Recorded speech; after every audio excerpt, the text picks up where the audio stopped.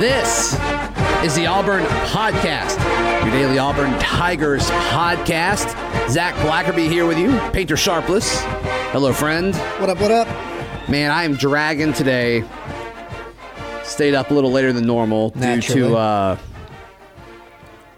sad circumstances, I guess. I was excited about it till that last out. That's kind of a bummer. What are you going to do? Make the throw to first. I don't know. Michael Pappas of ESPN 106.7 hanging out with us. What's going on, man? Nothing much. Excited to be here. Big Monday. You're Monday. right. Did you watch the baseball game last night? I know you did. I watched the end. I was afraid to leave my other place of employment because I thought if I left and went home, we'd for sure do something silly like give up 4 runs in the bottom of the 9th. And lose, and turns out I could have just gone home. Right. Sure. Yes, it wasn't all about you. What? So, I don't know, man. I'm just kind of at a loss for words of how to describe what happened. And I think the rest of the Auburn fan base was kind of feeling the same way after the game. I hopped on Twitter, and everybody just kind of said good night, or I'm going to bed, or I can't believe what I just saw. And you hate it. You hate it for Edouard, and, a lot of people are kind of hating on the kid, but he's really the only reason Auburn was in the game because of his offense. I think it's fair for Auburn fans to be frustrated and very disappointed. I've seen a faction of Auburn fans saying, hey, wait a minute. This is a team that's going to new heights, and this continues to happen under Butch Thompson. They're making it a step further with each year that he's here. Similarly, in basketball, you win a regular season title and your conference. The next year you follow it up with a tournament conference victory and obviously a Final Four run. And then when you could go on and on about a lot of the non-revenue generating sports. So there is a legitimate case. It's either this decade or the 80s for saying, hey, these are some of the best years in sports, and not just in non-revenue generating sports, but in sports that really gain a lot of interest. But how fair is it for Auburn fans to say, well, wait a minute, I think you guys are taking this a little too harshly and taking the criticisms too far. Think about the big picture versus, man, Auburn needs to finish some of these games, because Auburn's making it fun, but also there's been a lot of heartbreak that has come along with some of this. I think the main point here is at least you're in contention. At least your team's in the postseason. At least your team's on a national stage, Auburn fans. Yeah, I mean, they're relevant in every sport now, which is exciting. And you kind of saw a picture of that during the broadcast last night, because I believe it was a full inning where Malzahn and Pearl were in the broadcast booth just kind of sitting behind the broadcasters and talking about all kinds of things. And I was watching with my dad, and I told my dad, I'm like, man, this is huge for Auburn. This is great. And I don't know how many people worldwide or anything like that, how many people are watching the College World Series, but college sports fans are. And I think that was a very good picture for Auburn, no doubt about it. Michael Pappas, yes or no? Yes or no? Thoughts on the Goat Island conversation? I mean, I thought that was kind of funny. I thought it was awesome. I think everybody from around here liked it. It was a kind of a nice shout out, something random, and other people around here are like, of course Auburn has something like that, even though it's, I love that they had to circle back to it after they had already left the conversation. Gus was like, no, I'm not done. Yeah, like Malzahn's like, I know it sounds weird, but it's not. You just got to trust me. We thought we put a bow on that conversation. I want to bring it back. Also, Bruce Pearl, shout out for sliding in the comment. Nice, and I would say reason with some subtlety, like, made a Final Four run, and Gus has won a national title. Always promoting, always pushing the program. And Auburn baseball is playing in Omaha currently because that's the game we're watching. That's why we are here. Right. Painter, what are your thoughts? Michael Pappas is on our podcast right now, but also doing a crossword puzzle. Big crossword guy. He loves the crossword. This doesn't surprise me. He's not bad at them either. So, what's the most recent one that you filled in on the crossword? The one I'm on right now is keep out sign, or in 3 parts, each answer to a starred clue. The first starred clue is home of the NFL's Saints. That is New Orleans. Thank you, Zach. I did get that one. Okay. I couldn't have gotten it. Is there anything else about Auburn baseball's, I'm going to call it a meltdown last night, that we want to talk about? I think I just don't think people listening want to hear that. I'm trying to counter like with a little nuance here, because like one of the things I just said is Auburn's not great at finishing, but it's like, well, one team wins the championship every year, so more often than not, your team's going to end in some sort of disappointment, unless you're Alabama. But even Alabama seemingly ends in disappointment from time to time in football. On the other hand, Auburn is special in finding crippling, heartbreaking ways to lose. It's not just like, they lost 5-3 on a walk-off home run, or whatever the case may be. Like, that would clearly be disappointing enough. But the 4-1, you thought you got the insurance run with Holland, and then you had an opportunity to close things out, even though they got 2 runs on the board. It was a little bit of a tease that the ball bounces off his glove and in a position where nobody can field it. Or sometimes you see a pitcher make a reflexive snag. Mm-hmm. That didn't happen. And, I think the main thing that I'm looking at this is every year this team, at least in terms of the results with Butch Thompson, has gotten better and improved. And you can probably split hairs about which team was better last year because Auburn was so close to making this College World Series. But this year they did that. They got over the hump, and they did it with, I think, a lot of challenges along the way. So kudos to Butch Thompson. I think it's fair to say Auburn's getting their good value out of him. I hate to be this guy that's already saying, well, next year, because they're not out of it. I think they are definitely fighting an uphill battle at this point. But did you see the stat? 34 of the last 38 World Series champions in college baseball have won their first game. So statistically, Auburn has definitely moved themselves out of the likely category. Yeah. Is it possible? Sure. I don't know where the pitching depth is going to come from and who. Auburn would have to play out of its mind, pitch out of its mind, and bat out of its mind for the next several games to get back in it. But we'll see. I mean, Louisville's very good. So but Auburn has had to rely on a plethora of arms the whole season. Mm-hmm. It's like the one advantage, if you want to call it that, of having your 2 best pitchers get injured is that they've got to have faith in the whole staff. Yeah. Because the whole staff has had to throw all year. Mm-hmm. And it is a little bit of context, I think. Auburn played 53 outs of the baseball game as well as you can play 53 outs in the College World Series. It was just that last out. Yeah. And that's how Auburn beat North Carolina. I mean, North Carolina was better than Auburn for really all but 2 innings of the weekend. It's just that's how baseball works. And, Auburn was playing with fire last night. I think it was 4 out of the first 6 innings, Mississippi State left a guy on third. That's crazy. And, loading up with bases loaded, several times. So, you watch that game, and it's like, yeah, sure, Auburn did play well, but Mississippi State was the better team. And I don't think anyone's here saying otherwise. But, all right, cool. Let's. I was going to say, looking ahead to next year, but with Tanner Burns and Jack Owen appearing to be the 1-2 punch going into next year, that's going to be strong. It's going to be strong. So, all right, let's look at some football action. Richard Jubinor, the Auburn sophomore buck, he has entered the transfer portal, which is interesting. We had Justin Ferguson of The Athletic on the show Friday. We were talking about that rotation and what that looked like. So, no more rotation for Richard Jubinor moving forward. I'll be curious to see as the days, weeks, whatever it is, go on, what the reason is here, because he seemed to have a very legitimate shot of getting valuable playing time and being a part of that defensive line that's deep. I want to know if he just didn't enjoy, sometimes there are just players who don't enjoy the fit of the school the way they thought they did, but I'm not sure that's the case here, so I'm curious to know what the circumstances for his apparent departure are. He did have a solid freshman season, again, expected to get playing time this year at the deepest position on Auburn's roster.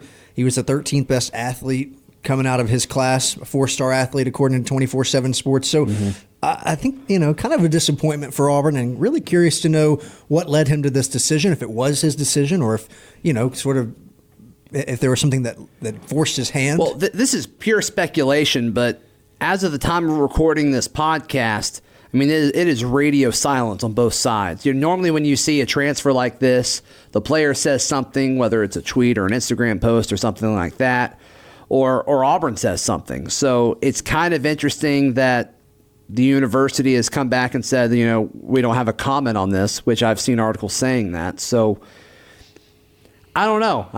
It kind of surprised me as well. Do you agree with me on that? Do you think it's a little different than the way we've seen most of these? I haven't seen Jabuner post or anything on social media, and a lot of times guys will say, I want to thank the coaches, right. I want to thank the staff for this opportunity, and now I'm going to look at X, Y, and Z or get with my family and discuss this or that. And sometimes, Gus Malzahn will say, we wish X, Y, and Z well in whatever endeavors. And so far, I haven't seen anything. I'm just curious to know, was the school like, hey, something's happened and your time here is done, or was he unhappy? Or because for a guy that was likely to get valuable playing time at that position, I mean, I think some school is going to be happy to have him, barring some sort of black mark on his resume like that, and oftentimes if you're good enough, people will just give you a second chance anyway. So do wish him well. Curious to know what the circumstances are and if this was something where Auburn felt it was necessary to let him explore that option, or if he just did so on his own. Yeah, I completely agree with what you're saying. It seems to me like something had to have happened behind the scenes, whether he's being told he's not going to get the playing time he wants, or... But I feel like if it was that specific scenario, Auburn would say something. Yeah, that's probably true. And maybe it is some sort of disciplinary action or something that we just don't know about. And maybe he just put his name in and has no intentions of leaving. Which we've seen. I don't know about no intentions, but guys, the school can take your scholarship once you've entered the transfer portal. But also, if you're good enough and they think that you're still a fit and you're willing to come back, we've seen this at a number of schools. For instance, Alabama had a couple of basketball players enter the transfer portal, look around. They decided they liked Nate Oates, so they're coming back to play.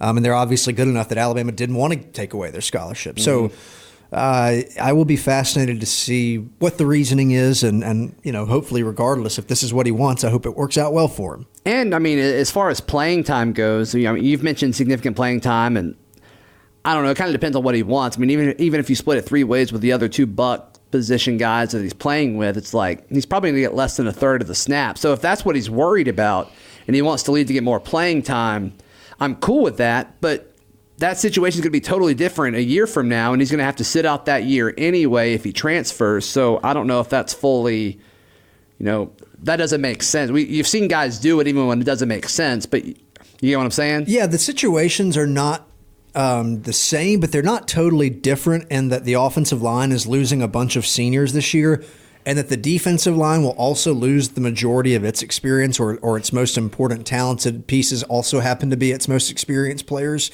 like Derek Brown, Marlon Davidson. I think Nick Coe's gone after this year because I think he has a really strong year.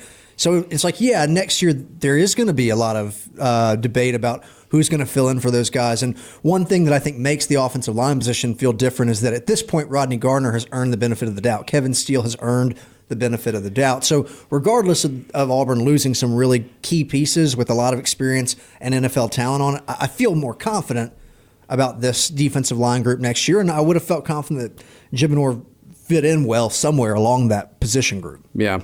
All right, big weekend for Auburn recruiting. Outside linebacker Trenton Simpson has committed to Auburn. He committed on Friday. He made an Instagram post listed at 6'3", 220 pounds. He is from North Carolina. An exciting ad. I mean, anytime you add a 4-star defensive player to this group, you probably won't see a whole lot of them maybe till a couple of years from now, but that's a big get for Auburn. It's exciting in a position where they picked up 2 commits this weekend, likely looking for another. I think when we talked to Justin, it might have been on this podcast, it might have been on the lunch break. He talked about their willingness to possibly add 2 more, but I think you're definitely looking at Travis Williams trying to get a third to fill out this class. But Trenton Simpson, a top 50 player nationally, according to 24/7 Sports, and then a 4-star Cameron Riley from Evergreen.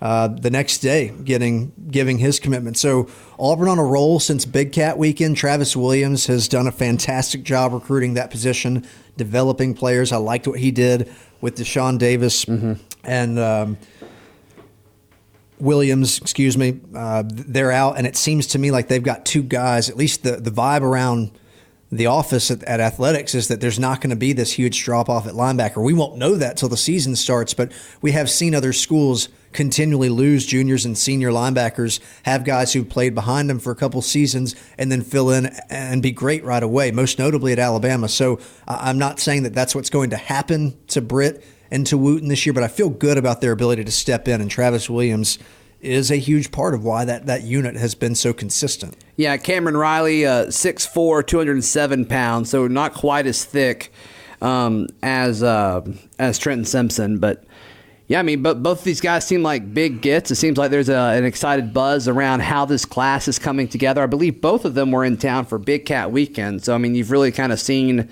the fruits of that labor of Big Cat Weekend kind of come to fruition. So just a few weeks ago, a lot of concerns among the Auburn fans about what this recruiting class would look like and the Tigers being behind. I think that some of those concerns are starting to be erased, especially at important positions like offensive line and linebacker for this class.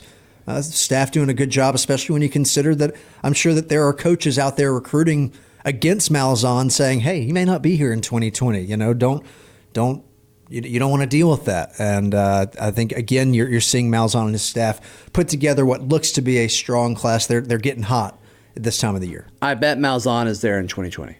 I think he will be too. I think, we've talked about this some, and I'm sure it will continue to come up. It's going to frustrate some people, but I do think he will be there in 2020. And I bet he's there in 2021 and 2022.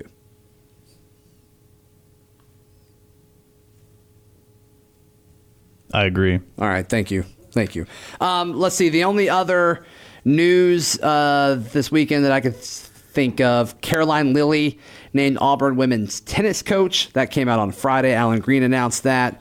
Looks like she had success as an assistant at Kansas and made them nationally relevant, or helped assist them in being nationally relevant. So I guess that's a good hire. It seems like a good hire on paper. I don't follow women's tennis a whole lot outside of if Auburn does something, but yeah, cool. Auburn has had some success in the non-revenue generating sports of late. Again, I'm not going to pretend I know what's going on with the tennis program. Sure. But hopefully they're one of those sports that can continue to have success. Michael, what's on your mind right now? You guys brought up women's tennis. Okay. And I actually have an interesting connection to collegiate women's tennis. You do not. Yeah, my cousin, Kate, is actually the University of Michigan's all-time leader in singles wins. Really? Yeah. How about that? We should get her on the pod. She was up to... Talk about this hire. She was up to like number 2 or 3 in the country. Right? Text her right now what she thinks about the Lilly hire. Okay. I'll text her right now.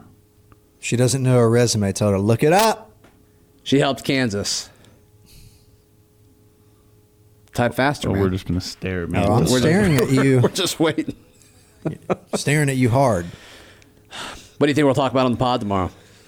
I think we will likely preview some Auburn baseball. Okay. The Tigers take on Louisville at 1, although I imagine that won't be the dominant theme because we end up talking about that, and then a lot of people listen to it after the game's being played, and then you guys get annoyed we'll touch on it. We'll skim the surface. It's that time of the year, Zach. I mean, you're starting to pray for media days because that gives you some kind of meat to chew on, which isn't that far away. We're getting within a month or so. It's still not good meat, though. You know what I mean? Like, it's still not. There are some made-up storylines for sure, some things that we won't actually care about once the football season gets going. But at least there will be some things that are legitimate, and you get more lists. It's that time of the year because the media will put together the West and East lineup. Who's the favorite? Who will be this? What player will do that? Which 3 guys do you think Auburn will take to media days? I think Prince Tega is very likely. Okay. I think Derek Brown is almost a lock. I think Prince Tega might be too big of a splash for them to bring him. Why do you say that? I guess I could see that he has a lot of NFL buzz. Like a lot of people thinking. Yeah, I think for the offense, they're not going to take a quarterback. I know, but I think for the offense, they're going to try to bring like the safest, most boring. Like it wouldn't surprise me if they brought like Harrell or Jack Driscoll. Horton's very to the point. Driscoll could be a good one. Yeah, I mean, then they're all seniors. Horton would be really good, actually. Horton would be very to the point with the media. Yeah. And I don't think he would give him a whole lot. So in terms of the way Gus likes to confront the media, him and Horton are probably on the same page. You could see him. I don't think they will just because the position group's younger. But you could see him take Hastings or Stove, I was about to say Will Hastings, yep. Just because of the age and the opportunity. So if he took Hastings, Martin. It wouldn't surprise me.